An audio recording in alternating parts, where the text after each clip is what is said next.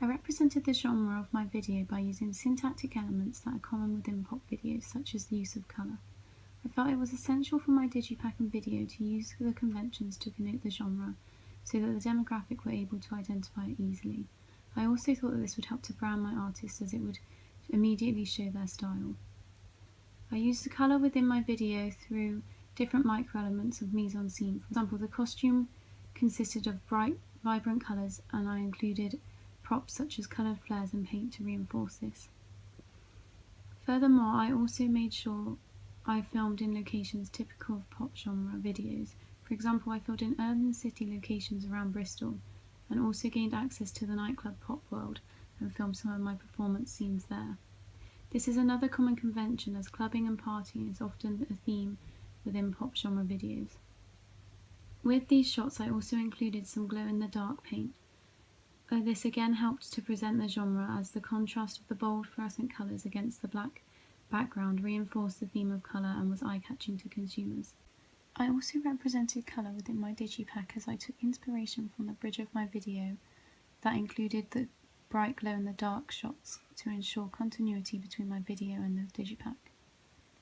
For example, I used a black background and used the pipette tool to pick out the vibrant colours I had used. I then used the paintbrush tool to draw shapes using the bold colours to recreate the contrast I had created in the video.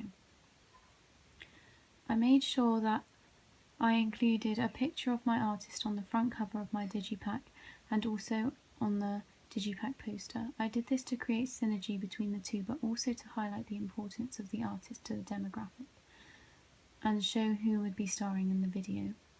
I also continued highlighting the importance of the artist in the video by including lots of close-ups. These close-ups allowed the audience to see the artist's facial expressions and body language more clearly, and therefore convey the happy, cheerful mood and reiterate the genre of the video. Showcasing the artist in this way is very typical of pop genre conventions. An example of a digipack would be Katy Perry's Teenage Dream album cover. This is a good example, as it is bright and colourful and also clearly shows the artist to the consumer, therefore conforming to the pop genre codes and conventions.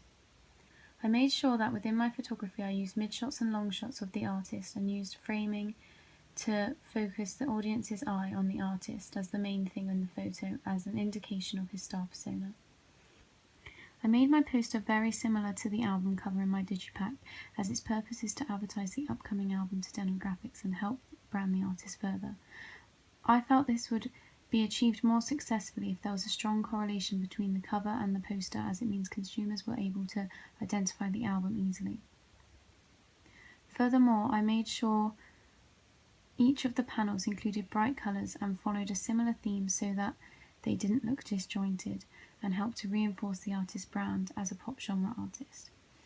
I further created synergy between the video and my digipack, as the back cover and one of the panels included images of the glow-in-the-dark lips from my video edited in different ways. For example, on the back cover I overlaid 3 different coloured lips and distorted them, whereas on the panel I cut the lips out and edited them into rows of 4.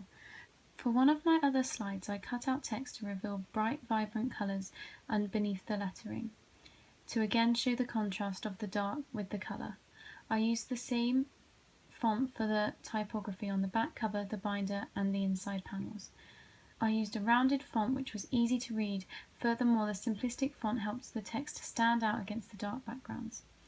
However, from my research tasks I found that pop genres were all about being upbeat and fun, and therefore their typography was often written in funky bold fonts. To try and keep with this convention, I made the front cover big and bold and unique to help it stand out and brand the album. I also used the same font on my poster to again keep continuity between the two. I made sure that I added all the legal information and the label advertisement on both the poster and the digipack, as all the ones I looked at within my research had them on them. Furthermore, both my digipack and poster also included my artist's name/logo of his initials JM and a unique font. This was done to help the artist stand out as having a unique logo, which means the demographic will be able to identify him and his work easily.